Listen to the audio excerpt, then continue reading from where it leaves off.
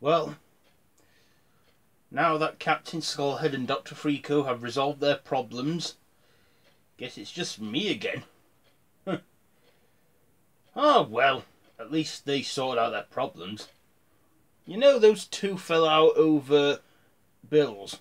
Freako leaving the lights on and Skullhead won't split the electric bill, and Skullhead leaving the heating on so Freako won't split the gas bill. I just said, why doesn't Freako pay for electric and Skullhead pay for, gas? And that was it. Problem solved. Anyway, let's get on with this month's horror talk, shall we? Stay tuned for it.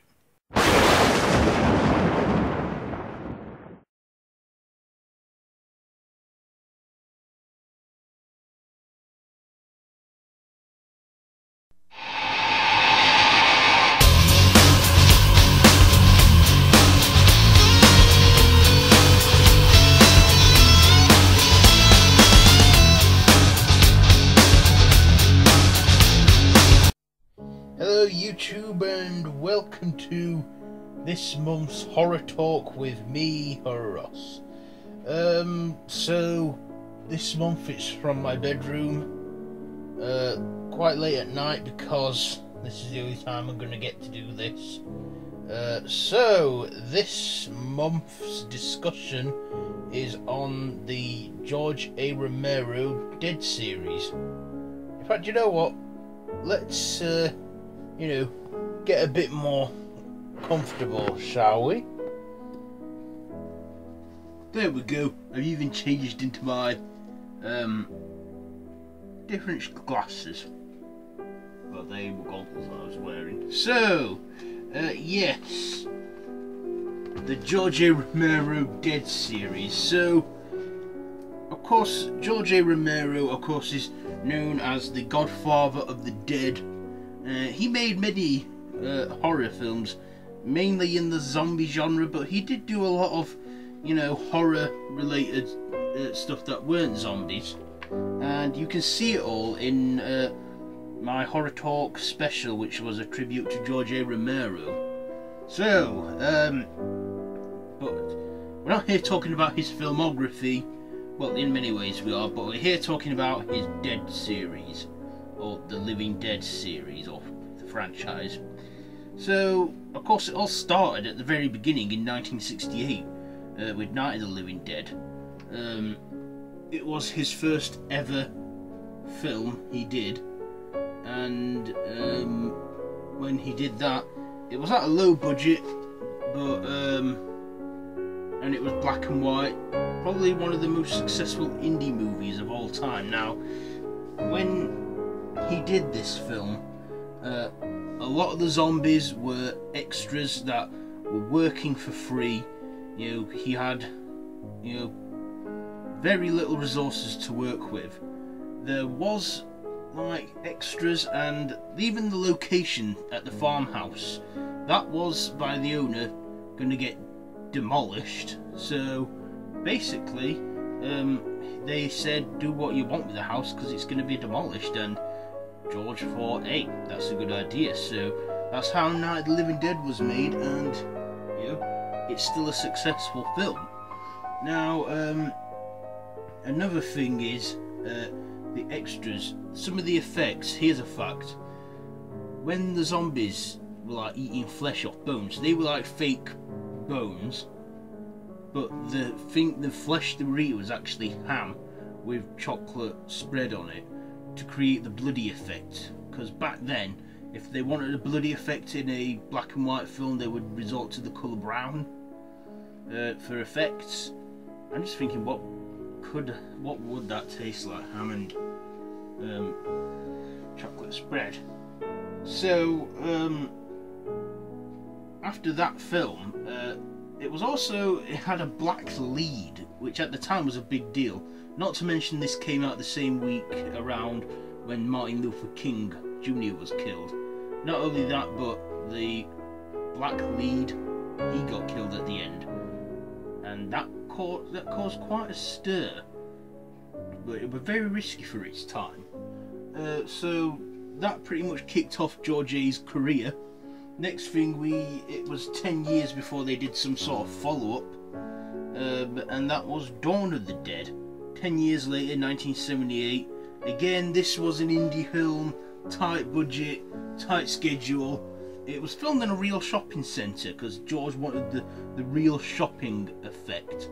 He also had it all like with like pies in the face and that to make it look cartoony and stuff, because he liked, you know, he wanted it to look like that. And in many ways, this film was like the inspiration for Shaun of the Dead. That's what Simon Pegg said. So this was filmed around the December of 77 and the January of 78. They had a very tight time when they could film. They would film from 11 at night to 6 in the morning because they couldn't, with the time of the year they were filming this, they couldn't afford to shut down the whole shopping mall. So what they do is they quickly get all the Christmas decorations down, film for like 7 continuous hours, and then get all the Christmas stuff up again before opening time. And that was very fast. You know, that was, you know, I mean, George, he clearly had a lot of favours called out here. Either that or a lot of people owed him favours. But again, the extras that were zombies, they were all working for free. Some of them were actually shopping mall staff. So Dawn of the Dead, basically, is it a sequel to Night of the Living Dead? I know it's definitely a follow-up to it, all taking refuge in a shopping mall, and that's what set the whole like thing up in a zombie apocalypse. So you go to a shopping centre and take refuge from the dead and survive. And yeah, and it was George A. Romero that gave us the modern day zombie, because from 1968, when George A. Romero did Night of the Living Dead, zombies from then on became like slow, like undead people. So that was 1978, so a big 10-year gap between them films. Not to mention, I mean, George A. Romero did dabble in other things in films and that, such as The Crazies, Martin, you know, all them films between like Night and Dawn of the Dead. So that was, so it was quite a while, about 7 years before he did another. So yeah, a good couple years passed by until he did Day of the Dead in 1985. That one I've only seen twice, so my memory isn't very good with that, but I do know that George wrote and directed it. He wrote and directed a good majority of these films. So we had Day of the Dead, and of course it was about 20 years before he even did another film that involved zombies, and that was Land of the Dead in 2005. Now that is set in a post-apocalyptic future where humans have been living in refuge while zombies have been doing their thing, and like the zombies in it are getting smarter. There's even a leader zombie called Big Daddy in it who like leads the zombies. You know, the zombies start to adapt to water and start to sort of learn to be human again. And here's a fun fact. George A. Romero saw Shaun of the Dead, and he actually got Edgar Wright, the writer and director of Shaun of the Dead, and Simon Pegg, of course the star, to pose as extras in the film as zombies, and they were more than happy to do that. And there is a scene, I can't remember where it is now, the scene in the film, but there is a scene where they do have an unseen cameo, or just a cameo that you'll have missed. I wouldn't say a cameo you can't see, but you'll have missed it. So yes, excuse me. Zombie apocalypse. about 2 years later, so no big gaps this time. 2 years later, he did another film, Diary of the Dead, which was found footage. Now, this one, it followed some college student filmmakers that were, when the zombie apocalypse was happening around the time when they were filming like their own like student horror film. Not only that, but now here's an interesting fact. Apparently, Night of the Living Dead and Diary of the Dead are set around the same time. So there is a connection there. How they work that out with the time difference, with Night of the Living Dead being set in the 60s and Diary of the Dead set in the noughties. But here's the thing: George A. Romero had a cameo in Night of the Living Dead as the news reporter, and I think in the film on the radio there is the same like broadcast of the reporter George A. in it. So yeah, this is set like found footage, and I enjoyed it. In fact, I enjoy all of these films. But Diary of the Dead, I liked how that one was and stuff. So yeah, Diary of the Dead.